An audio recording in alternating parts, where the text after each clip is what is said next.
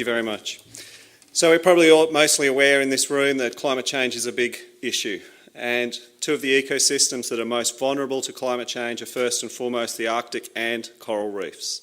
So in the Arctic Circle, the issue is that as the temperature warms, the ice melts. It makes sense. But when the ice melts, all sorts of additional things happen, and it reduces the habitat for the things which live in the Arctic. Now, the same thing is actually happening on coral reefs. The major issue for coral reefs is that as the temperatures go up, corals bleach. And when corals bleach, they often die, and this has all sorts of ramifications for the things that live on coral reefs. So this is a graph, but you can just look at the pictures if you like.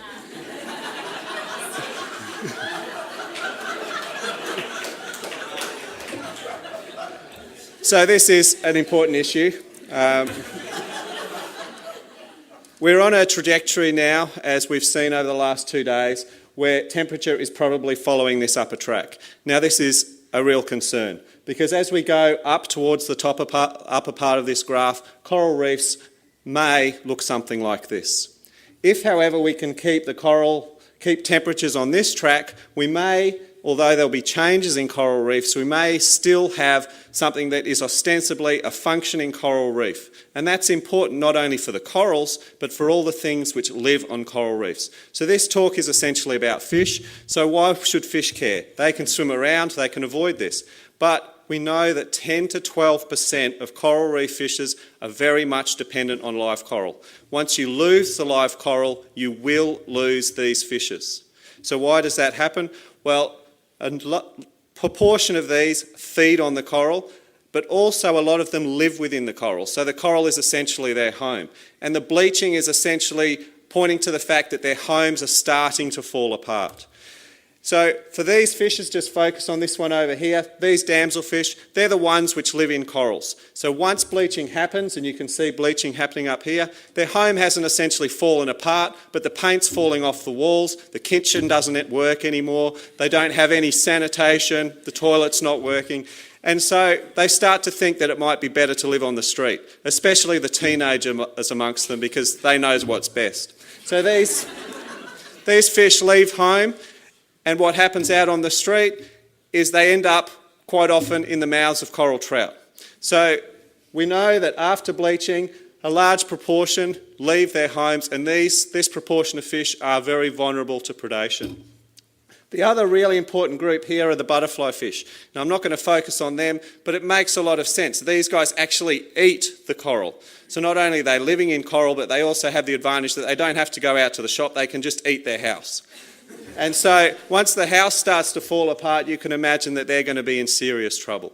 Now, at the moment, there's other fish on the reef which don't tend to be affected by the coral bleaching per se. So they're not really dependent on the coral being alive. But after corals bleach, what generally happens is they start to crumble. And when this happens, it's not just the fish which live in those houses, but essentially it's equivalent to an entire community losing all of its infrastructure. So all the shopping centres, all the transport mechanisms, everything is just gone. And so you can imagine this is going to have a wide range of repercussions. And we know that up to 65% of fish, and a lot of those totally disappear once this happens. So we lose 65% of the fish diversity on coral reefs when this happens. And this is happening around the world as we speak. Climate change is not a future threat, it is happening right now. So the other thing is that as the temperatures warm, as you can imagine, it's also going to have a direct effect on organisms. So again, this isn't a graph because it's a dotted line. But this is excellent work undertaken by some of my graduate students, Darren Coker foremost among them, looking at changes in the growth rates of fish as you increase temperature. So we kept these little fish, Acanthochromis polyacanthus. It's a damselfish, it's related to Nemo. We didn't use Nemo because we didn't think we wanted to cook Nemo. But don't worry, because Phil Munday is pickling him. So as temperatures go up, you can see that in the first part of this graph, it has a beneficial effect on fish. So as the temperatures go up, their metabolic rate actually increases, and along with that, their growth rate increases.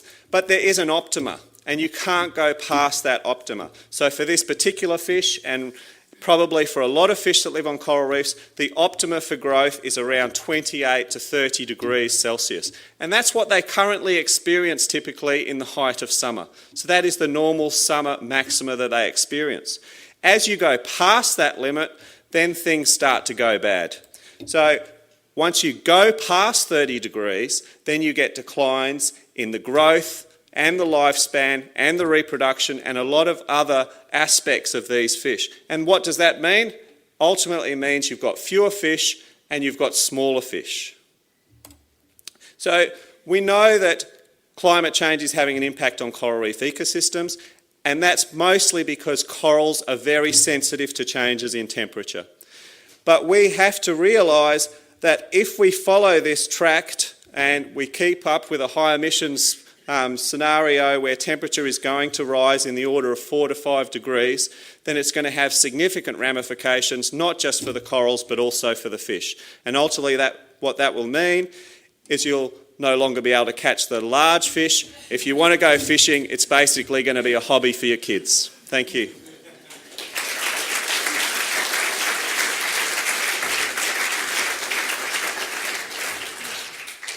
The kid threw that one back, right? That was definitely...